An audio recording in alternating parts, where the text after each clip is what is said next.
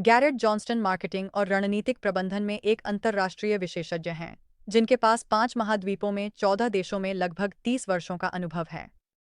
वह मैक्रोस्कोप कंसल्टिंग के संस्थापक और मालिक हैं, जिसके कार्यालय डबलिन, ज्यूरिख और मॉस्को में हैं। आज दुनिया की सबसे बड़ी कंपनियां जो आर्टिफिशियल इंटेलिजेंस लागू कर रही हैं, गैरेट से परामर्श, मार्गदर्शन और सलाह के लिए संपर्क कर रही हैं। और हमें इस अद्भुत व्यक्ति से बात करने का एक विशेष अवसर मिला। आज गैरेट अपने भविष्य के दृष्टिकोण को साझा करेंगे। बात करें आर्टिफिशियल इंटेलिजेंस पहले से ही हमारे जीवन को कैसे बदल रहा है, क्यों जल्द हम में से प्रत्येक के पास अपना खुद का स्मार्ट अवतार होगा। उनका गहरा ज्ञान और अनुभव हमें यह समझने में मदद करेगा कि तेजी से बदलती तकनीकी दुनिया के साथ कैसे अनुकूलित किया जाए और व्यक्तिगत और पेशेवर विकास के लिए नए अवसरों को कैसे भुनाया जाए। तो हम तैयार हैं। हाँ, नमस्ते दोस्तों, नमस्ते। मैं आज बहुत खुश हूं क्योंकि आज मेरा वह इवेंट है जिसका मैं बहुत समय से इंतजार कर रहा था और मेरे मन, ध्यान और भावनाएं इस व्यक्ति से जुड़ी हुई हैं। आप पहले से ही गैरी जॉनसन को जानते हैं क्योंकि उन्हें हमारे सभी चैनलों में बताया गया है। आप समझ सकते हैं। और आज हम भविष्य के बारे में बात करेंगे जो अब वर्तमान बन गया है, जो अब हो चुका है। और इसलिए मैं चाहता हूं कि हर कोई इस इंटरव्यू से अपना व्यावहारिक उद्देश्य निकाले। उसकी गहरा समझना कि कैसे जीना है, क्या करना है, कहाँ जाना है, पैसे कहाँ हैं और क्यों नहीं दुखी होना चाहिए। क्योंकि मुझे विश्वास है कि मेरा मिशन है मानवता को डर, रोबोट्स, प्रौद्योगिकियों कुछ तो समझ गया। मैं अपनी सारी सराहना साझा करना चाहता हूं और ये सभी बुद्धिमान इंटरव्यू, ये बुद्धिमान प्रोजेक्ट्स जो आपने किए ने हमारे व्यवसाय को विकसित करने में बहुत मदद की। हमारे व्यवसाय में हम स्मार्ट अवतार बना रहे हैं जो लोगों के डिजिटल ट्विन्स हैं, जो लोगों की जगह बहुत सी चीजें कर सकते हैं। मेरे लिए निश्चित रूप से ये शानदार है। वे आपकी जगह काम कर सकते हैं, आप बिना वेतन के डेलीगेट कर सकते हैं, सामाजिक बीमा और इसी तरह की चीजों के बारे में सोचे बिना। लेकिन बहुत से लोग डरते हैं कि शायद रोबोट हर जगह हमारी जगह ले लेंगे और उनके पास वही सब कुछ होगा जो हमारे पास है। तो हाल ही में मुझे लगता है कि एक हफ्ते पहले, शायद कुछ दिन पहले, एलोन मस्क ने कहा अगले कुछ वर्षों में हमारे चारों ओर 10 अरब से अधिक मानवाकार रोबोट होंगे। आपको कैसा महसूस होता है इसके बारे में? सोचना नहीं, महसूस करना। खैर, मुझे लगता है कि यह अनिवार्य है और मुझे लगता है कि 10 अरब या 100 अरब, क्या आपने कहा? देन अरब। 10 अरब, मुझे लगता है कि यह शायद एक कम आकलन है। मुझे लगता है कि वास्तविकता ये दिखाएगी कि यह 10 अरब से कहीं अधिक होगा। 10 अरब बहुत होते हैं। 1 जनवरी को संयुक्त राष्ट्र के अनुसार पृथ्वी की मानव जनसंख्या 8.1 के थोड़ा नीचे थी। अरब, ये 1 से ज्यादा है पृथ्वी पर हर व्यक्ति के लिए। कृत्रिम बुद्धिमत्ता, लेकिन यह वास्तव में बहुत छोटी मात्रा है, क्योंकि जब तक हम आर्टिफिशियल जनरल इंटेलिजेंस एजीआई तक नहीं पहुंचते, जहां एक बुद्धिमत्ता कई कार्यों को कई क्षेत्रों में कई संयोजनों में कर सकती है, सभी कृत्रिम बुद्धिमत्ता विशेषीकृत होगी। तो वहां करियर मार्गदर्शन में विशेषज्ञता रखने वाली कृत्रिम बुद्धिमत्ता होगी, भाषा अनुवाद में विशेषज्ञता रखने वाली कृत्रिम बुद्धिमत्ता, व्यवसाय निर्णय समर्थन में विशेषज्ञता रखने वाली कृत्रिम बुद्धिमत्ता और हजारों अन्य श्रेणियां। तो अगर आप यह ध्यान में रखते हैं कि एक व्यक्ति, एक मानव को समझने के लिए आपको कई अलग अलग प्रकार की विशेषीकृत कृत्रिम बुद्धिमत्ता की आवश्यकता है, फिर आप समझते हैं कि 10 अरब कुछ भी नहीं है। वास्तव में, अरे, वास्तव में हम ट्रिलियन की बात कर रहे हैं, यानी हजारों अरब। और यह एक स्वाभाविक विकास है, क्योंकि अगर हम 1960 के दशक में वापस जाएं, अगर हम 50 साल पीछे जाएं और आप पढ़ते हैं, हाँ, शायद कोई संदेह कर सकता है, लेकिन अगर आप बिल गेट्स की आत्मकथाएं पढ़ते हैं, जो बात करते थे जब वह बच्चे थे रात के समय मुख्य फ्रेम कंप्यूटरों तक पहुंचने के बारे में, ताकि वह अपने प्रोग्राम 1 घंटे या 45 मिनट के लिए चला सकें। और मुख्य फ्रेम कंप्यूटरों तक पहुंच पाना मुश्किल था, यहां तक कि विकसित संयुक्त राज्य अमेरिका में भी, क्योंकि उस समय तो प्रचलित माहौल था। कई लोग, कुछ कंप्यूटर। आजकल हम कई लोगों और कई कंप्यूटरों के बारे में बात करते हैं, और अगला चरण है, अपेक्षाकृत बोलते हुए, कुछ लोग और कई कंप्यूटर। तो ये 50 साल पहले की स्थिति का उलटाव है। पृथ्वी पर प्रत्येक व्यक्ति के लिए लगभग हजारों, दसियों हजारों कंप्यूटर होंगे। अलग अलग कृत्रिम बुद्धिमत्ता के बारे में मुझे आपको रोकने के लिए खेद है, लेकिन इसके बारे में आप क्या महसूस करते हैं?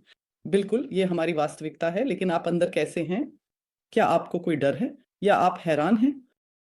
नहीं, डर नहीं, नहीं, ज्यादा, जैसे जाओ, उत्साह, क्योंकि ये कृत्रिम बुद्धिमत्ताएं एक माली के हाथ में एक फावड़े की तरह की तुलना की जा सकती है। तो आपके पास एक माली है, उसके पास एक फावड़ा है, और फावड़ा माली को बेहतर बनाता है। जब वह अपनी भुजाओं की मांसपेशियों का उपयोग करके मिट्टी खोदता है, न कि अपनी उंगलियों से, बल्कि वह एक उपकरण का उपयोग करता है, उसकी उत्पादकता बहुत बढ़ जाती है। तो मैं कृत्रिम बुद्धिमत्ता को वास्तव में देखता हूं, कुछ अलग के रूप में नहीं, बल्कि एक मनुष्य के लिए एक वृद्धि, सुधार और मजबूती का स्रोत। मैं इसे एक प्रतिस्थापन के रूप में नहीं देखता, मैं इसे एक सुधार, एक मजबूती के रूप में देखता हूं। इसकी वजह से मुझे लगता है कि केवल एक ही खतरनाक दृष्टिकोण है। कृत्रिम बुद्धिमत्ता को न छूना, डरना, इसमें न कूदना। इसका मतलब है कि हमारे पास ऐसे लोग होंगे जो बहुत सारे कृत्रिम बुद्धिमत्ता उपकरणों का उपयोग कर रहे हैं, जो बहुत सारे रोबोट का उपयोग कर रहे हैं, और लोग जो इसे नहीं करना चाहते, तो वे और कमज़ोर होंगे। तो मेरे ख़्याल से एक खतरनाक स्थिति ये है कि हम उन चीज़ों से दूर रहने की कोशिश करें, जो पहले से हमारी हैं, जो पहले से हमारी वास्तविकता बन चुकी है। लेकिन आपने एजीआई के बारे में बात करना शुरू किया। आपका क्या ख़्याल है, एजीआई या सुपर इंटेलिजेंस, इसमें क्या अंतर है? क्या आप इसके बारे में जानते हैं? तो अगले वर्षों में हमारे पास क्या होगा? खैर, एक स्वीडिश शोधकर्ता की एक बहुत ही दिलचस्प किताब है, एक आदमी जिसका नाम निक बॉस्ट्रॉम है। मुझे लगता है कि वह यूके में रहते हैं, मैं 100% सुनिश्चित नहीं हूं। तो उसने एक किताब लिखी, कुछ साल पहले एक किताब लिखी, जिसका नाम है सुपर इंटेलिजेंस तरीके, रास्ते और खतरे। और वह कृत्रिम सामान्य बुद्धिमत्ता या सुपर इंटेलिजेंस के कुछ स्पष्ट खतरों की ओर इशारा करता है, और वह जो उदाहरण देता है उसे पेपर क्लिप समस्या कहा जाता है। तो वह अनुमान लगाता है, आपके पास एक super intelligent artificial general intelligence है, और आप इस आर्टिफिशियल जनरल इंटेलिजेंस को कहते हैं कि जितने संभव हो सके पेपर क्लिप्स बनाओ। ठीक है? और आर्टिफिशियल जनरल इंटेलिजेंस बनाने लगती है। वह मौजूदा पेपर क्लिप निर्माताओं से शुरू करता है, उन्हें अधिक कुशल बनाता है, उन्हें 24 घंटे काम करने के लिए प्रेरित करता है, उनकी उत्पादकता बढ़ाता है। लेकिन फिर वह लेकिन फिर यह पर्याप्त नहीं है, क्योंकि उसे कहा गया है कि जितने संभव हो सके पेपर क्लिप्स बनाओ। तो वह लोगों को पेपर क्लिप्स में बदलना शुरू करता है। वह इमारतों को पेपर क्लिप्स में बदलना शुरू करता है। पूरा ग्रह पेपर क्लिप्स के उत्पादन के लिए समर्पित एक फैक्ट्री बन जाता है, और मानवता खत्म हो जाती है। और यह एक उदाहरण है जो बॉस्ट्रॉम द्वारा दिया गया है कि आर्टिफिशियल जनरल इंटेलिजेंस कहां गलत हो सकता है, मुख्य रूप से क्योंकि इसे गलत तरीके से प्रोग्राम किया गया है। तो इसे कुछ करने के लिए प्रोग्राम किया गया है, और निर्देशों में कोई सीमाएं या बारीकियां नहीं डाली गई हैं। उसे कहा गया है कि जितने संभव हो सके पेपर क्लिप्स बनाओ, और वह इसे 100% प्रभावशीलता और 100% दक्षता के साथ लागू करता है। दुर्भाग्यवश, क्योंकि प्रोग्रामिंग की गुणवत्ता खराब थी और प्रोग्रामिंग में कोई बाधाएं नहीं थी, इसका परिणाम यह होता है कि आप और मैं भी पेपर क्लिप्स बन जाते हैं, और इसे रोकना संभव नहीं है। और इमिजानी ये एक अच्छा उदाहरण है, क्योंकि यह सैद्धांतिक रूप से संभव है, जो बहुत अधिक महत्वपूर्ण है। ये एक असली खतरा है पेपर क्लिप की पहेली। पेपर क्लिप का दुविधा। अगर हमारे पास एक एजीआई है, बड़ा सवाल यह है, क्या हमारे पास एक एजीआई होगा? क्योंकि अब तक जो हम देख रहे हैं वह यह है कि उम्मा, उत्साह ये सब है मानव मस्तिष्क को बनाना, मानव मस्तिष्क की नकल करना, ताकि एक आर्टिफिशियल जनरल इंटेलिजेंस बनाया जा सके। और स्पष्ट रूप से मानव मस्तिष्क में आपके पास न्यूरॉन्स होते हैं और आपके पास साइनैप्स होते हैं जो सभी न्यूरॉन्स को एक साथ जोड़ते हैं। और सोच ये है कि अगर आप एक ऐसा कंप्यूटर बना सकते हैं जिसमें इतनी सारी न्यूरॉन्स और इतनी सारी साइनैप्स हों, तो आप एक आर्टिफिशियल जनरल इंटेलिजेंस के समान कुछ बना सकते हैं। समस्या ये है कि जब हम इसमें गहराई से जाते हैं, तो हमें एहसास होता है कि हम कुछ भी नहीं समझते। क्योंकि अगर आप एक एकल कोशीय, एक मोनोसेल्युलर जीव जैसे कि अमीबा लेते हैं, सही है, और ये किया गया है, और आप इन मोनोसेल्युलर जीवों की प्रयोगशाला में एक संस्कृति बनाते हैं और आप उन्हें एक कार्य देते हैं, जैसे टोक्यो मेट्रो का मानचित्रण। वे मोनोसेल्युलर जीव दूरी की दक्षता को अनुकूलित करके टोक्यो मेट्रो प्रणाली का एक सटीक मानचित्र बनाने में सक्षम हैं। लेकिन उनके पास कोई न्यूरॉन्स और कोई साइनैप्स नहीं है, लेकिन उनके पास बुद्धिमत्ता है, वास्तव में काफ़ी अत्यधिक बुद्धिमत्ता है, और कोई नहीं जानता। वे इसे पूरी तरह से अलग तरीके से करते हैं। लेकिन गैरेट, इस खतरे पर लौटते हुए आपने अब बहुत से लोगों के सबसे बड़े डर में से एक को छुआ। शायद रोबोट पागल हो जाएंगे, या शायद वे हमें नुकसान पहुंचाने का फैसला करेंगे और इस सबसे खराब स्थिति को पैदा करेंगे। आपने इसे बहुत सारे रंगों के साथ वर्णित किया, लेकिन आप अभी भी डरे हुए नहीं हैं। क्यों? हालाँकि मैं डरा हुआ हूँ, लेकिन मैं रोबोट से नहीं डरता। मुझे इंसानों से डर लगता है। हाँ, मैं भी। वे हमेशा एक ही मशीन में होते हैं। मुझे रोबोट्स से बिल्कुल भी डर नहीं लगता। मुझे उन लोगों से डर लगता है जो उन्हें प्रोग्राम करते हैं। लेकिन पेपर क्लिप्स की समस्या, अगर ऐसा हुआ तो क्या होगा? आप इसके बारे में डरे हुए क्यों नहीं हैं? खैर, मैं इसके बारे में डरा हुआ हूँ, लेकिन ये मानता है कि एक कृत्रिम सामान्य बुद्धिमत्ता बनाई जा सकती है, और यहाँ मुझे संदेह है। यहाँ मुझे संदेह है क्योंकि हम समझते नहीं हैं, कैसे एक एककोषीय जीव बिना न्यूरॉन्स और बिना साइनैप्स के ऐसा कर सकता है। मैं आपको उस पर एक लिंक भेजूँगा जो यूट्यूब वीडियो है, तो आप देख सकते हैं कि एककोषीय बुद्धिमत्ता कैसी दिखती है। यह प्रभावशाली है और कोई नहीं जानता कि यह कैसे काम करता है। कोई नहीं जानता कि सपने कैसे काम करते हैं। कोई नहीं जानता कि मन कैसे काम करता है। तो हम छोटे बच्चों की तरह हैं, एक मज़ाक के साथ खेलते हुए, एक के साथ खेलते हुए, एक विमान। हम सामान्य रूप से कुछ समझते हैं, लेकिन हमें वास्तव में कोई स्पष्टता नहीं है। लेकिन रोबोट्स या कृत्रिम बुद्धिमत्ताएँ, जब तक हम एजीआई तक नहीं पहुँचते, स्वाभाविक रूप से अच्छे या बुरे नहीं होते हैं। लेकिन वे लोग जो उन्हें प्रोग्राम करते हैं, वे बहुत बुरे हो सकते हैं। ये दूसरी डर है जो बहुत से लोगों के मन में मौजूद है। तो आमतौर पर जब लोगों ने मुझसे कहा कि वे रोबोट से डरे हुए हैं, तो मैं हैरान था कि क्यों। हमेशा दो राय होती हैं। एक ये है कि कृत्रिम बुद्धिमत्ता खुद पागल हो सकती है और हमें या मानवों को मारना चाहती है। ठीक है, ये एक डर है, हम इसके बारे में बात कर चुके हैं। और एक और ये है कि शायद बुरे लोग, या शायद सरकारें या कुछ प्राधिकरण, वे कृत्रिम बुद्धिमत्ता का उपयोग करेंगे जो कि तटस्थ है खुद, लेकिन बुरे लोगों के हाथों में यह दूसरों को नुकसान पहुंचा सकता है, या यह दूसरों के जीवन को ऐसे तरीके से प्रबंधित कर सकता है जो उन्हें पसंद नहीं होगा। तो मेरे मन में, और यही है जिससे हमें डरना चाहिए। हमें रोबोट्स से डरने की ज़रूरत नहीं है, लेकिन हमें उनके प्रोग्रामर्स से बहुत डरने की ज़रूरत है। हम खुद को कैसे बचा सकते हैं? हम खुद को कैसे बचा सकते हैं?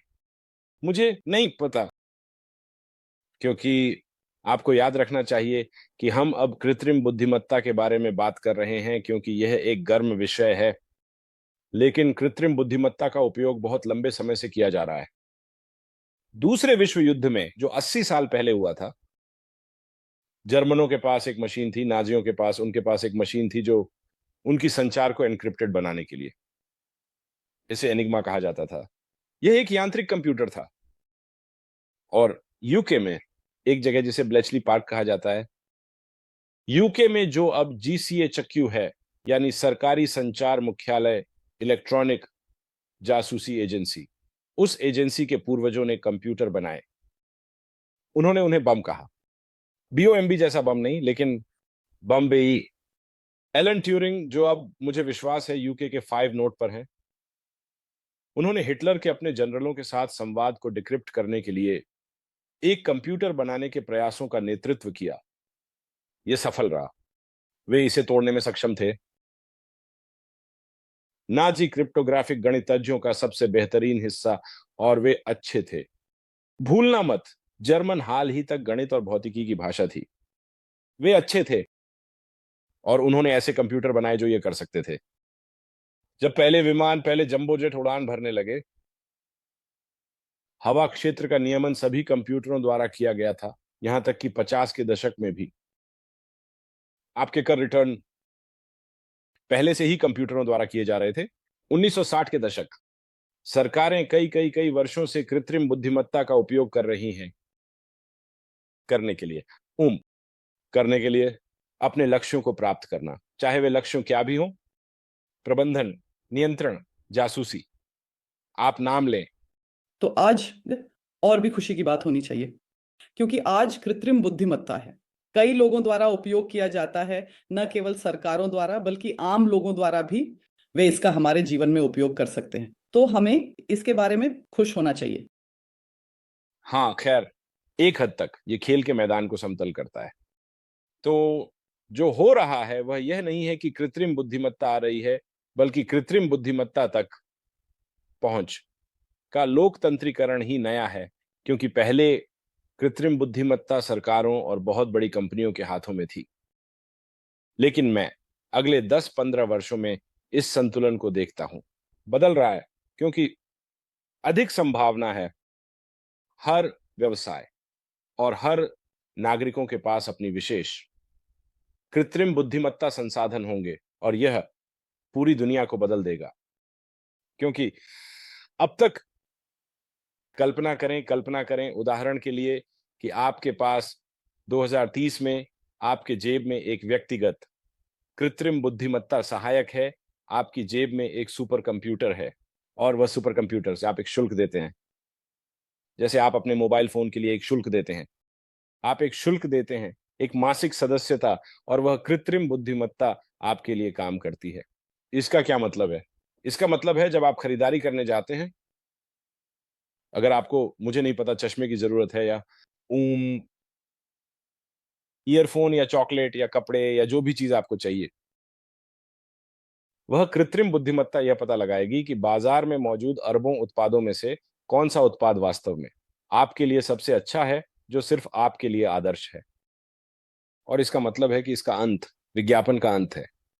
विज्ञापन खत्म हो गया है, क्योंकि इसकी अब जरूरत नहीं है। क्योंकि विज्ञापन क्या करता है? विज्ञापन वास्तविकता को नियंत्रित करता है। कॉर्पोरेट्स के लिए लोगों को अपने उत्पाद खरीदने के लिए मनाना।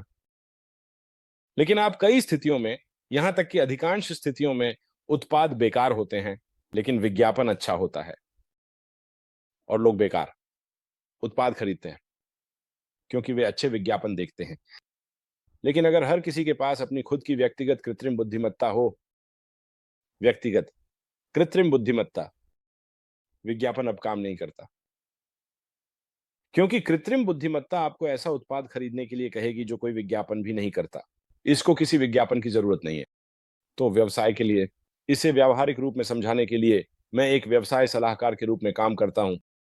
मैं अपने सभी व्यवसाय ग्राहकों से कहता हूं, अपनी व्यवसाय रणनीति को इस धारणा के आधार पर बनाएं, वह मार्केटिंग और विज्ञापन अब काम नहीं करते। यह खत्म हो गया है। इसका मतलब क्या है? इसका मतलब है कि आपके पास सुंदर उत्पाद और सेवाएं होनी चाहिए जो इतनी अच्छी हों कि वे खुद ही बिक जाएं। तो यह अंत है। तो सबसे सबसे महत्वपूर्ण बात यह है, यह विज्ञापन का अंत है, यह बाजारों का अंत है। बाजार क्या है? एक बाजार या प्लेटफॉर्म एक ऐसा स्थान है जो एक बहुपक्षीय बाजार को एक साथ लाता है। यह खरीदारों और विक्रेताओं को एक ही स्थान पर लाता है, और यह खरीदारों और विक्रेताओं के बीच मध्यस्थता करने के लिए एक शुल्क लेता है। लेकिन अगर मैं एक बाजार में जाता हूं और कहता हूं टूथपेस्ट, ये मुझे टूथपेस्ट की पेशकश करेगा, लेकिन ये मुझे वह टूथपेस्ट पेश करेगा जो बाजार के लिए अच्छा है। ये मुझे वह टूथपेस्ट नहीं पेश करेगा जो मेरे लिए अच्छा है। लेकिन जब मेरे पास मेरी आर्टिफिशियल इंटेलिजेंस होगी, जो मेरे मुंह को जानती है, जो मेरी टूथब्रश से बात करती है ना, और वह मुझसे कहता है आपको चाहिए टूथपेस्ट के 29 बार्स उसकी टू ब्रांड है और इराक के लिए सबसे अच्छा है, यह है वाला। कैरेन, आपके बारे में गैरेट जी, आपको क्या लगता है समय के हिसाब से जब हम इस स्थिति में होंगे बिना विज्ञापन के, कितने साल या शायद महीने? ठीक है, ये बिना विज्ञापन के नहीं होगा क्योंकि कुछ निर्णय ऐसे होते हैं जहां कंप्यूटर मदद नहीं कर सकता। तो उदाहरण के लिए परफ्यूम, क्या यह परफ्यूम अच्छा है या नहीं, कौन जानता है? तो आपके पास कुछ निश्चित उद्योगों, कुछ लग्जरी उद्योग भी, जैसे कि एक हर्मेस स्कार्फ है ना, कुछ लग्जरी उद्योगों में विज्ञापन बना रहेगा, लेकिन ये एक बहुत ही अल्पसंख्यक चीज बन जाएगी।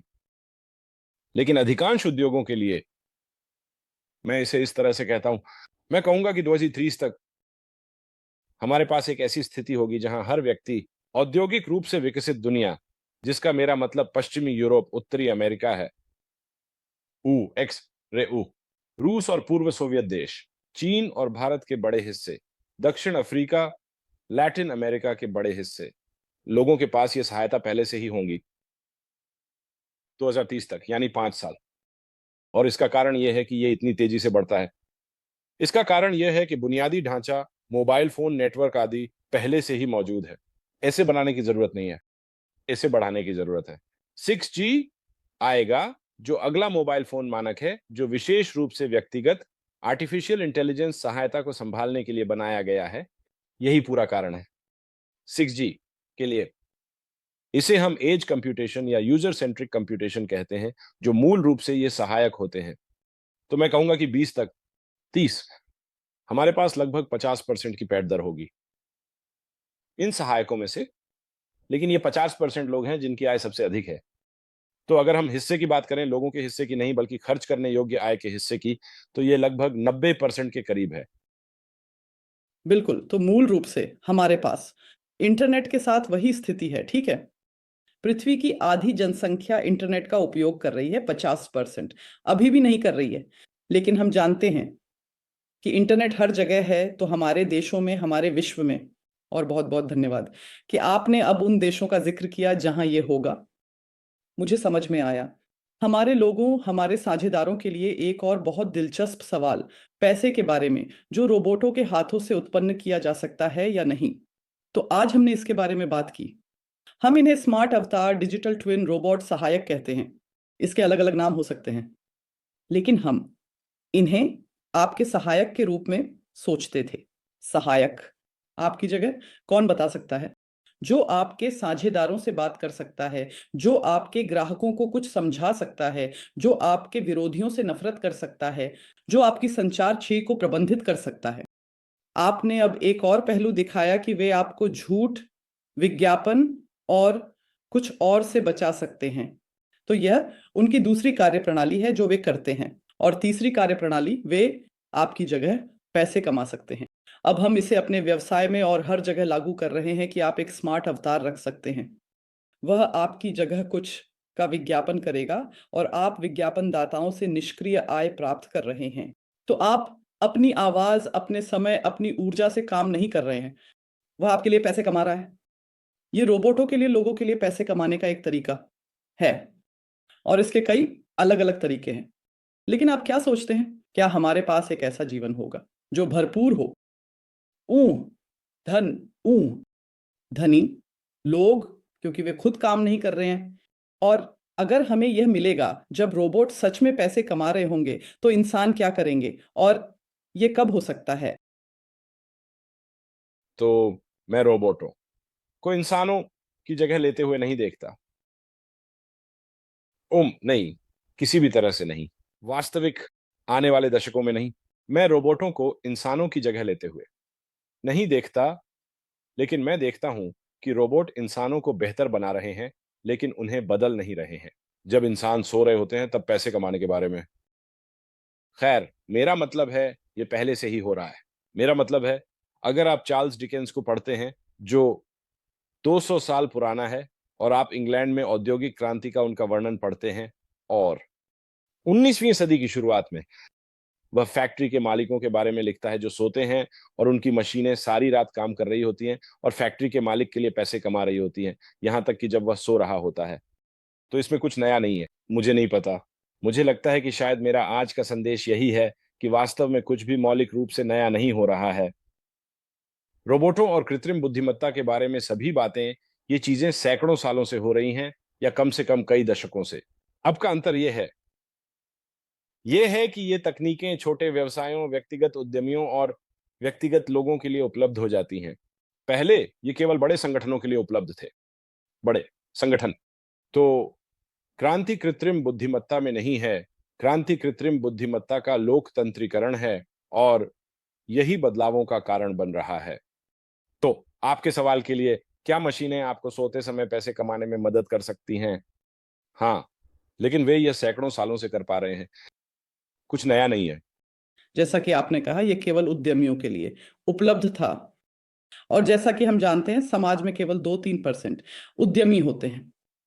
तो इसका मतलब है कि अधिकांश लोग, सभी नहीं, उस समय अपने खुद के फैक्ट्री के मालिक हो सकते थे।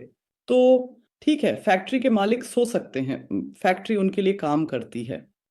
आज हमारे पास ये स्थिति है कि व्यक्ति सो सकते हैं और स्मार्ट अवतार उनके लिए काम कर रहे हैं और उनके लिए पैसे कमा रहे हैं। लेकिन डरावना सवाल ये है कि इस स्थिति में लोग क्या करेंगे? आज लोग काम करने के लिए, पैसे कमाने के लिए दिन में 8 से 12 घंटे बिताते हैं। अगर ये कार्य उनका नहीं है तो ये पहले से ही किया जा चुका है। तो अधिकांश लोग क्या करेंगे? क्या हम बचेंगे? क्या हम इस स्थिति में खुद को बर्बाद नहीं करेंगे? नहीं, मेरा मतलब है, जैसे मैं कहता हूं, मुझे नहीं लगता कि रोबोट काम की मात्रा को कम करेगा। मुझे लगता है कि वे उत्पादकता को बढ़ाएंगे। तो इसका मतलब है कि लोग धीरे धीरे अपना समय उन चीजों में बिताएंगे जो रोबोटों के लिए करना बहुत मुश्किल है। चलो मैं आपको एक उदाहरण देता हूं, एक बहुत अच्छा उदाहरण, जहां रोबोट कमजोर है और कमजोर रहेंगे और इंसान मजबूत है। ये नवाचारों और आविष्कारों के बीच का अंतर है। तो एक नवाचार एक पुराने समस्या को हल करने का एक नया तरीका है, सही है। तो आपके पास उदाहरण के लिए सिर दर्द है। सिर दर्द एक पुरानी समस्या है, लेकिन हर साल फार्मा कंपनियां, और केवल फार्मा कंपनियां नहीं, नए तकनीकों, नए उत्पादों, पुराने समस्या के लिए नए समाधान लेकर आती हैं। सिर दर्द, और वे विभिन्न चीजों के साथ आते हैं। कुछ समाधान वे समस्या के लक्षणों का इलाज करते हैं, अन्य समाधान समस्या को स्वयं ठीक करने की कोशिश करते हैं, और इन्हें नवाचार कहा जाता है। ये पुराने ज्ञात समस्याओं को हल करने के नए तरीके हैं। तो सभी नवाचार 100% कृत्रिम बुद्धिमत्ता की ओर जाएंगे। लोग नवाचार नहीं करेंगे। क्यों? क्योंकि कृत्रिम बुद्धिमत्ता, अगर आप इसे गणितीय दृष्टिकोण से सोचें, तो कृत्रिम बुद्धिमत्ता सीमित अनुकूलन करने का एक तरीका है। आप एक कंप्यूटर को देते हैं, आप कहते हैं ये समस्या है, ये संसाधन है, ये समय सीमा है, और वह सभी अरबों संभावनाओं और संयोजनों पर नजर डालता है और वह चुनता है। विधियां, वे नवाचार जो समस्या को दिए गए समय सीमा में न्यूनतम संसाधनों के साथ हल करने के लिए आवश्यक होंगे, यही नवाचार है। यह सब कंप्यूटरों की ओर जाएगा। फिर आपके पास आविष्कार है, जो एक पूरी तरह से अलग चीज है, और कंप्यूटर आविष्कार नहीं करेंगे। तो नवाचार और आविष्कार के बीच का अंतर क्या है? जैसा कि मैंने कहा, एक नवाचार एक पुराने समस्या को हल करने का एक नया तरीका है। एक आविष्कार एक नई समस्या है। यह नए समस्याओं की खोज करना है, न कि केवल समाधानों की, बल्कि समस्या स्वयं की। तो एक बहुत अच्छा उदाहरण है विमान। तो पहला हवाई जहाज के अनुसार अमेरिकी और यूरोपीय इतिहास के संस्करण, पहला विमान जो काम करता था, जो चलाने में सक्षम था, उसे दो अमेरिकी भाइयों विल्बर और ऑनरविल राइट ने, मुझे लगता है 1903 में बनाया था। और वह कुछ 100 मीटर उड़ान भरी और फिर उतर गया, और पूरा दुनिया अमेरिका आया इन लोगों के साथ एक इंटरव्यू करने के लिए। संयुक्त राज्य अमेरिका, इन लोगों के साथ एक इंटरव्यू करने के लिए। और लंदन, न्यूयॉर्क, बर्लिन, पेरिस, दुनिया भर के पत्रकारों ने वही सवाल पूछा। उन्होंने कहा, आपने विमान का आविष्कार कैसे किया? और उसने कहा, श्री राइट आर ने कहा, मैंने विमान का आविष्कार नहीं किया, मैंने ये समस्या आविष्कार की कि लोग उड़ नहीं सकते। उसने कहा, मेरी दुनिया में पृथ्वी पर हर व्यक्ति को एक पक्षी की तरह उड़ने में सक्षम होना चाहिए, जहां चाहे, बिना किसी सीमा के। और मेरे लिए, उसने कहा, यह तथ्य कि यह संभव नहीं है, यह दर्दनाक है। ये मुझे दर्द देता है कि लोग उड़ नहीं सकते। और उसने कहा, इतिहास में हमें ग्रीक पौराणिक कथाओं इकारस से बताया गया है, किसने पंख बनाए और वह सूरज के बहुत करीब उड़ गया और वह गिर गया। हमें बताया गया है कि उड़ना अप्राकृतिक, बुरा, असंभव और खराब है। और उसने कहा, मैंने इन सबको अस्वीकार कर दिया। मैंने कहा, उड़ना सिर्फ अच्छा नहीं है, ये आवश्यक है। और कोई और, उसने कहा, अमेरिका में ये नहीं सोचता था कि लोगों का उड़ना एक समस्या है, लेकिन मेरे लिए ये एक बड़ा समस्या थी, और मैंने अपनी जिंदगी इस समस्या को हल करने के लिए समर्पित कर दी। तो और यह एक आविष्कार है। इसीलिए इंसानों का उड़ने में असमर्थ होना एक नई समस्या थी, और उसने उस समस्या को हल किया क्योंकि उसे दर्द महसूस हुआ, भावनात्मक दर्द, कि लोग उड़ नहीं सकते। कंप्यूटर दर्द महसूस नहीं करते, वे प्यार में नहीं पड़ते, वे पैदा नहीं होते, वे नहीं मरते, वे नफरत नहीं करते, वे कभी खोजते नहीं। सही है। तो आविष्कार, यह मानवता की विजय है, और नवाचार मशीनों का क्षेत्र है। तो मेरी राय में हम आने वाले वर्षों में मानव ध्यान का एक बदलाव देखेंगे, दोहराव और यांत्रिकता से रचनात्मकता की ओर। तो उदाहरण के लिए, अगर आप एक वित्तीय व्यक्ति हैं, एक वित्त विशेषज्ञ, ये अच्छा नहीं है, वित्त पूरी तरह से चला जाएगा, क्या कर रहे हो तुम? तो उदाहरण के लिए, मैं आयरलैंड से हूं। आयरलैंड में एक लेखाकार होना सही है। बैंकर्स, वित्तीय विशेषज्ञ होना एक बहुत ही प्रतिष्ठित करियर है। यह खत्म हो गया, वे नहीं करेंगे, ये पूरी तरह से मशीनों द्वारा ले लिया जाएगा। लेकिन एक कलाकार, मुझे ऐसा नहीं लगता, मुझे नहीं लगता कि मशीनें ले जाएंगी। तो लोग, मेरी राय में, नवाचार से आविष्कार की ओर, यांत्रिकता से रचनात्मकता की ओर और अधिक बढ़ते जाएंगे।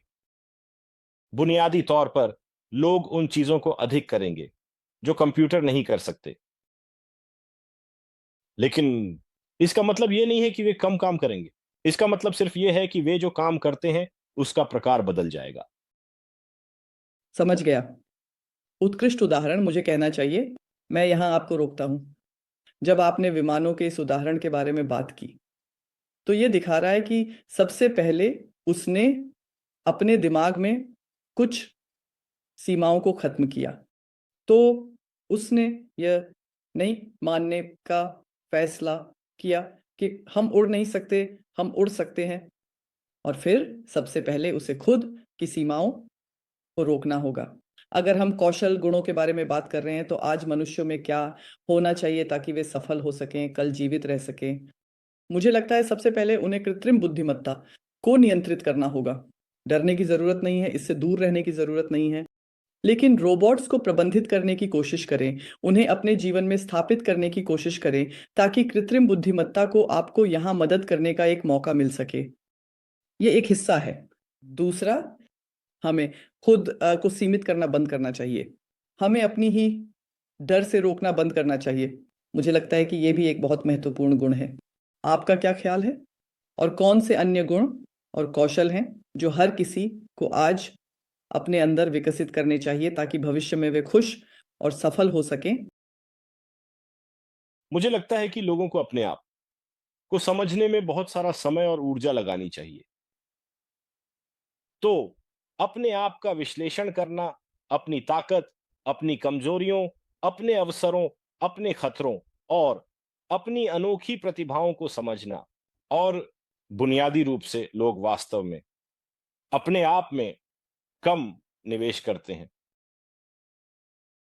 ओ वाह! यहां तक कि लोग भाषाएं नहीं सीखते। वे पर्याप्त यात्रा नहीं करते, वे नहीं करते। मेरे विचार में शिक्षा की गुणवत्ता बहुत अधिक गिर गई है और और उह लोगों को ऐसा करना चाहिए। लोगों को कोशिश करनी चाहिए कि अध्ययन करें, जैसे कि दर्शन, जैसे कि तर्क, जैसे कि कला, भाषाएं जो कंप्यूटर नहीं बदल सकते। लेकिन सबसे बड़ी बात यह है कि कृत्रिम बुद्धिमत्ता में निवेश करने से पहले उन्हें अपनी खुद की बुद्धिमत्ता में निवेश करना चाहिए और मुझे लगता है कि लोग ऐसा नहीं करते। वे ऐसा नहीं करते, लेकिन कुछ बहुत ही संदेहास्पद राय हैं कि शायद आज हमें अध्ययन करने की आवश्यकता नहीं है। मुझे भाषाएं पढ़ना बहुत पसंद है।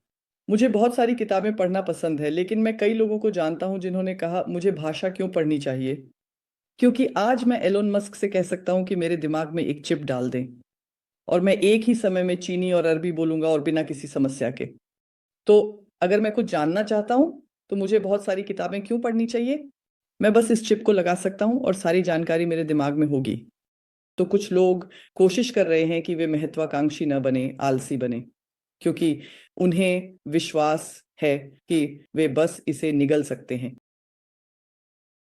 ठीक है, सबसे पहले अगर आप एलोन मस्क के न्यूरालिंक इम्प्लांट्स के बारे में बात कर रहे हैं, तो वे ऐसा करने के लिए नहीं बनाए गए हैं, हमें कौशल देने के लिए। नहीं, लेकिन वे हो सकते हैं। हाँ, लेकिन मेरा मतलब है, आप जानते हैं, अगर आप चीनी बोलना सीखते हैं, तो ये सिर्फ शब्दों को जानने की बात नहीं है। आपको चीनी इतिहास के बारे में जानना चाहिए, आपको मानसिकता को जानना चाहिए, आपको परंपराओं के बारे में जानना चाहिए, आपको शिष्टाचार के बारे में जानना चाहिए, आपको जानना चाहिए। कविता, कला आपके पास एक होना चाहिए। 360 डिग्री, सराहना। संस्कृति की शब्दों का अपने आप में ज्यादा मतलब नहीं होता, जो महत्वपूर्ण है वह है संदर्भ। तो भले ही एलोन मस्क, जैसा कि आप कहते हैं, मेरे दिमाग में एक चीनी चिप लगा दें और मैं चीनी बोल सकूं, इसका मतलब यह नहीं है कि मैं चीनी लोगों, चीनी व्यापार को समझता हूं। चीनी रणनीति, चीनी सोच, चीनी भविष्यवक्ता, इनमें से कुछ भी वहां नहीं है। तो मेरा मतलब है, मैं कहूंगा कि हमारे चारों ओर की दुनिया की गहरी समझ बनाना, हमारे चारों ओर की दुनिया की यह गहरी समझ ऐसी चीज है जिसे कंप्यूटर नहीं बदल पाएंगे। और वह समझ वैसे रचनात्मकता का स्रोत भी है। रचनात्मकता अपने आप नहीं होती, यह इसलिए होता है क्योंकि लोग सीखते हैं, और जब वे सीखते हैं तो वे देखते हैं, वे ऐसी चीजें खोजते हैं जिनकी उन्हें उम्मीद नहीं थी, और जब वे ऐसी चीजें खोजते हैं जिनकी उन्हें उम्मीद नहीं थी, तो उनके दिमाग में एक रोशनी जल उठती है। ओह वाह, एक रोशनी दिमाग में जल उठती है। ओह वाह, अगर ये सच है तो ये सच है, और अगर ये सच है तो ये सच है। तो मैं कहूंगा कि पेशेवरों के लिए प्राथमिकता अगले 10 वर्षों में कृत्रिम बुद्धिमत्ता में निवेश करना नहीं है, बल्कि प्राकृतिक बुद्धिमत्ता में निवेश करना है। अपने और जिस दुनिया में वे रहते हैं, उसकी गहरी समझ को बढ़ाने में निवेश करें, किसी भी क्षेत्र में, क्योंकि वही समझ रचनात्मकता का स्रोत है। ये उन चीजों का स्रोत है जिन्हें कंप्यूटर नहीं बदल सकते, शारीरिक रूप से बदल नहीं सकते। लेकिन बहुत कम लोग इस बारे में बात करते हैं। वे सोचते हैं कृत्रिम बुद्धिमत्ता को नया यरूशलेम। ये नहीं है, सबसे पहले ये नया नहीं है, और दूसरी बात, ये यरूशलेम नहीं है, ये किसी चीज का समाधान नहीं है। ये दुनिया को बदलता है, लेकिन ओह हाँ, ये लोगों द्वारा बनाया गया है। कृत्रिम बुद्धिमत्ता प्राकृतिक बुद्धिमत्ता द्वारा बनाई गई है। और मैं ओ था मेरी सलाह आपके श्रोताओं के लिए है कि वे खुद पर ध्यान दें, अपनी प्राकृतिक बुद्धिमत्ता के स्तर पर ध्यान दें और उसे बढ़ाने की कोशिश करें। कुछ मामलों में इसका मतलब हो सकता है कि कुछ चीजों के लिए, कुछ कार्यों के लिए कृत्रिम बुद्धिमत्ता का उपयोग किया जाए, लेकिन वास्तव में आपको यह नहीं चाहिए कि एआई को कैसे लागू किया जाए, बल्कि आपको यह चाहिए कि इसे कैसे बढ़ाया जाए। मेरी आंख, मेरी अपनी बुद्धिमत्ता, क्योंकि लोग एक तरह से बेवकूफ हो गए हैं, एक तरह से बेवकूफ। मैंने समझ लिया, लेकिन यह भी बहुत दिलचस्प है कि बहुत कुछ पाने की इच्छा को कैसे बढ़ाया जाए। क्योंकि ठीक है, बहुत से लोग महत्वाकांक्षी हैं, स्वाभाविक रूप से वे ऐसे ही पैदा हुए थे। और आज बहुत से लोग कुछ कर रहे हैं सिर्फ इसलिए कि उन्हें इसकी ज़रूरत है। वे काम पर जाते हैं, वे अपनी ज़िंदगी में कुछ व्यवस्थित करते हैं सिर्फ इसलिए कि उन्हें जीवित रहने के लिए कुछ चाहिए। लेकिन अगर उनके पास यह बुनियादी आय होगी या अगर उनके जीवन की ऐसी परिस्थितियां होंगी जहां वे आराम कर सकें तो वे आराम करेंगे। तो मैं मानता हूं कि अपने अंदर महत्वाकांक्षा विकसित करना बहुत महत्वपूर्ण है। साथ ही यह एक कौशल भी है। यह हमारे सदी में एक आवश्यकता है। लेकिन शायद कुछ लोग हैं जो बस लेटकर धूप का आनंद लेना पसंद करते हैं। जब वे नहीं होते, ऊ जब उनके पास काम करने की कोई ज़िम्मेदारी नहीं होती, जब वे सुरक्षित रहने, खाना होने और अपनी जीवन की परिस्थितियों के लिए सब कुछ व्यवस्थित करने से संतुष्ट होते हैं। तो कुछ लोग बस आलस्य का आनंद लेते हैं। क्या ये आपके लिए ठीक है? या उन्हें इस तरह से भी विकसित होना चाहिए? खैर, ये किसी विशेष तरीके से विकसित होने की बात नहीं है। ये मेरे लिए एक सवाल है। जिस शिक्षा प्रणाली की हम बात कर रहे हैं, उस देश के लिए कई अलग-अलग देश हैं, कई अलग-अलग शिक्षा प्रणाली है। ये उस देश में सिस्टम कैसे काम करता है? मुझे यकीन है कि कुछ देश हैं, जो लोगों को कुछ न करने के लिए पैसे देंगे। हाँ, वहाँ यूबीआई या यूनिवर्सल बेसिक इनकम है, लेकिन मुझे लगता है यूबीआई बहुत उच्च आय नहीं होगी, ये एक न्यूनतम आय होगी और कई लोगों के लिए ये पर्याप्त नहीं होगा। लेकिन मैं सोच सकता हूँ कि कुछ लोगों के लिए बहुत छोटी-सी आय भी उनके लिए खुश रहने के लिए काफ़ी होती है। और अगर वे खुश हैं, तो मैं भी खुश हूँ। मुझे लगता है असली सवाल ये है, क्या मुझे उन्हें कुछ न करने के लिए पैसे देने होंगे? क्या मैं लोगों को कुछ न करने के लिए भुगतान करने में खुश हूँ? ये इस बात पर निर्भर करता है कि उनमें से कितने हैं। लेकिन मैं सोच सकता हूँ कि भुगतान करने के लिए काफ़ी प्रतिरोध होगा। एक उच्च न्यूनतम आय लोगों के लिए, भुगतान करने के लिए, लोगों के लिए एक उच्च न्यूनतम आय। लेकिन मैं सोच सकता हूँ कि एक कम न्यूनतम आय है, कम से कम विकसित देशों में। हमारे पास बेरोज़गारी भत्ते हैं, हमारे पास बेरोज़गारी सहायता है। पश्चिमी यूरोप में कई मिलियन लोग हैं जो कुछ नहीं करते और बेरोज़गारी सहायता प्राप्त करते हैं। कभी-कभी वे कुछ नहीं करते क्योंकि वे विकलांग हैं, वे कुछ नहीं कर सकते। कभी-कभी ये इसलिए होता है क्योंकि वे उच्च बेरोज़गारी वाले क्षेत्रों में रहते हैं। वहाँ कोई नौकरियाँ नहीं हैं, लेकिन वे उन जगहों पर जाने के लिए तैयार नहीं हैं, जहाँ नौकरियाँ हैं। कई व्यक्तिगत स्थितियाँ हैं, लेकिन मैं नहीं कर सकता। लेकिन अगर सार्वभौमिक बुनियादी आय कम है, तो इसका मतलब है कि यह जीवित रहने के लिए पर्याप्त नहीं होगी और लोगों को काम करना पड़ेगा।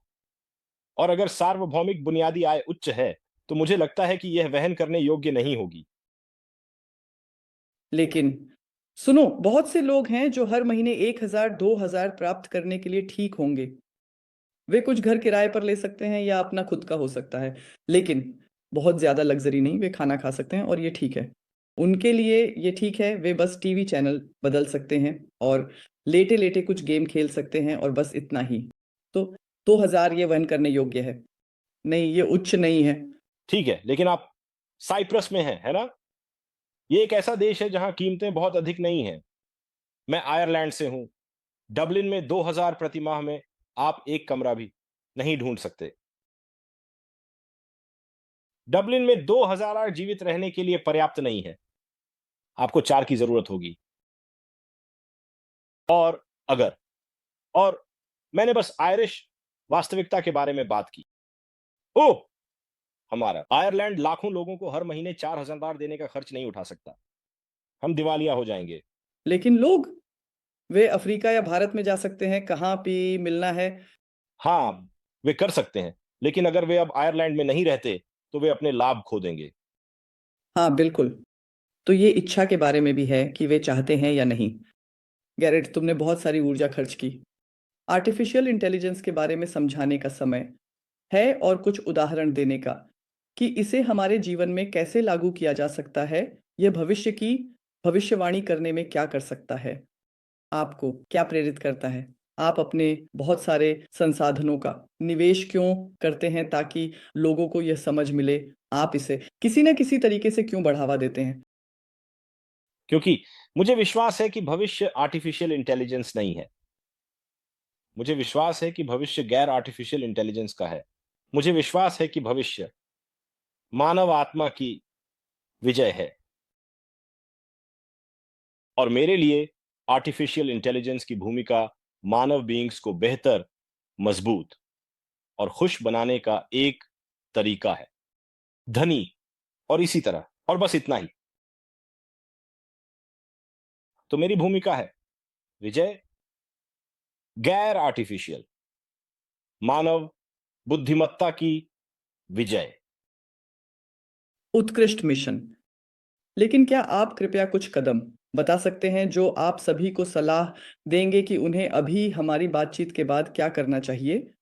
तो एक व्यक्ति को आर्टिफिशियल इंटेलिजेंस के उपकरणों और संभावनाओं को अपने जीवन में व्यवस्थित करने के लिए क्या करना चाहिए और अपने जीवन को विकसित करने के लिए अपने सबसे अच्छे संस्करण में कैसे बदलना चाहिए?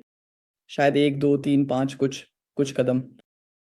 खैर, मुझे लगता है कि ये एक उत्कृष्ट है जापानी पद्धति जिसे इकिगाई कहा जाता है। IKIGAI। मैं हर व्यक्ति को सलाह दूंगा। आप खरीद सकते हैं, कई किताबें हैं कि इकिगाई का उपयोग कैसे करें। एक अच्छी किताब खरीदें और खुद को इकिगाई प्रक्रिया के माध्यम से ले जाएं। इकिगाई प्रक्रिया ऐसे सवाल पूछती है जैसे मेरी ताकतें कहां हैं, दुनिया को क्या चाहिए, मुझे क्या करना पसंद है, और इसी तरह और इसी प्रकार। यह आपकी अपनी अनोखी बुद्धिमत्ता, संस्कृति, आत्मा और इसी तरह को संरचना देने का एक तरीका है। तो मैं इस चरण में आर्टिफिशियल इंटेलिजेंस पर कोई समय नहीं बिताऊंगा। मुझे लगता है कि हमारे श्रोताओं को जो करना चाहिए वह है अपनी खुद की बुद्धिमत्ता को समझना और उस बुद्धिमत्ता को विकसित करने के लिए एक योजना बनाना। और जैसा कि मैं कहता हूं, मुझे लगता है कि इकिगाई विधि बहुत अच्छी है। मैं इसी से शुरू करूंगा। हाँ, तो मैं वास्तव में लोगों को सलाह दूंगा कि वे अपने आप का अध्ययन करने के लिए समय निकालें। तो मुझे लगता है कि इकिगाई एक बहुत अच्छी विधि है। और भी हैं, लेकिन यही एक है जो मैं जानता हूं और मैं देखता हूं कि ये लोगों के लिए काम करता है। मुझे लगता है कि दूसरी बात, बस जागरूक रहना है। रोबोटिक्स, आर्टिफिशियल इंटेलिजेंस और वास्तव में आपकी विशेष क्षेत्र में तकनीक में क्या हो रहा है, इसके बारे में जागरूक रहें। तो उदाहरण के लिए, अगर आप एक, मुझे नहीं पता, एक डाक टिकट संग्रह करता, या आप एक शेफ हैं, या आप वॉशिंग मशीनों की मरम्मत करते हैं, या आप एक अनुवादक हैं, या आप घरों को पेंट करते हैं, या आप कारें बनाते हैं, या जो भी आप करते हैं, ये आपके उद्योग से संबंधित स्टार्टअप्स और तकनीकों के बारे में पढ़ना बहुत फायदेमंद है। जैसा कि मैंने इंटरव्यू की शुरुआत में कहा, क्योंकि हमारे पास सामान्य बुद्धिमत्ता एजीआई नहीं है, इस समय हमारे पास विशिष्ट कार्यों, विशिष्ट अनुप्रयोगों, विशिष्ट उद्योगों, देशों, विशेषज्ञताओं आदि के लिए बहुत विशिष्ट बुद्धिमत्ताएं हैं। तो यह समझना जरूरी है कि तकनीक, आर्टिफिशियल इंटेलिजेंस और आपकी विशेषज्ञता के क्षेत्र में क्या हो रहा है, क्योंकि हर जगह कुछ ना कुछ हो रहा है। मैं वास्तव में था, बस पिछले हफ्ते उम, मैं था उम, मैं काम कर रहा था एक क्लाइंट के साथ और बस संयोग से हम उसके बारे में बात कर रहे थे वियतनाम में, और हम उसके शौकों के बारे में बात कर रहे थे। और उसका शौक है कि वह सिक्के इकट्ठा करता है। वह एक न्यूमिस्मेटिस्ट है। वह पुराने सिक्के और बैंक नोट इकट्ठा करता है। और हम साथ में देख रहे थे और हम देख सकते थे। पुराने सिक्कों और बैंक नोटों के क्षेत्र में आर्टिफिशियल इंटेलिजेंस और तकनीक के स्टार्टअप्स की एक समृद्धि है, अद्भुत मात्रा, और उसे उनके बारे में कुछ नहीं पता था। और ये एक बहुत ही स्मार्ट आदमी है, ठीक है? तो न केवल उसे नहीं पता था, बल्कि उसे यह भी नहीं पता था कि उसे नहीं पता था। क्या आप समझ रहे हैं जो मैं कहना चाहता हूं? हाँ, तो जो हो रहा है उसके बारे में। आत्म-शिक्षा। मैं खुद को कृत्रिम बुद्धिमत्ता तक सीमित नहीं रखूंगा। सिर्फ तकनीक के बारे में सामान्यतः, प्रवृत्तियों के बारे में सामान्यतः, मेरी विशेष उद्योग में क्या हो रहा है और इसके प्रति बहुत जागरूक रहना। मुझे लगता है कि ये दो बातें हैं जिन पर मैं ध्यान दूंगा। मैं सिर्फ समर्थन बनाए रखने पर ध्यान केंद्रित करने जा रहा हूँ। दर्शकों, बहुत से लोग हैं जो एमएलएम व्यवसाय में गहराई से शामिल हैं। वे एमएलएम व्यवसाय को विकसित कर रहे हैं और मेरा विचार है कि हम अब जो कर रहे हैं उसे हम व्यवस्थित कर रहे हैं। तो दोस्तों, आप अपने काम को सौंप सकते हैं। अपने एमएलएम नेटवर्क के विकास, अपने एमएलएम व्यवसाय के विकास को आप रोबोट या स्मार्ट अवतार को सौंप सकते हैं।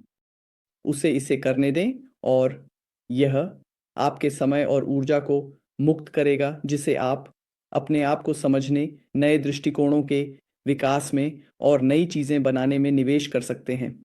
तो पैसे कमाने के लिए रोबोट्स को सौंपना यह एक लक्ष्य के रूप में नहीं, बल्कि इस प्रक्रिया से खुद को बाहर निकालने के लिए एक उपकरण के रूप में। तो और हाँ, मेरा मतलब है एमएलएम या मल्टी लेवल मार्केटिंग, ठीक है, यह एक व्यवसाय मॉडल है। यह 1940 के दशक से है और एमएलएम जैसे कंपनियां एरी फ्लेम, मैरी के और इसी तरह की, यह एक पिरामिड प्रकार का व्यवसाय है और यह व्यक्तिगत संबंधों पर आधारित है।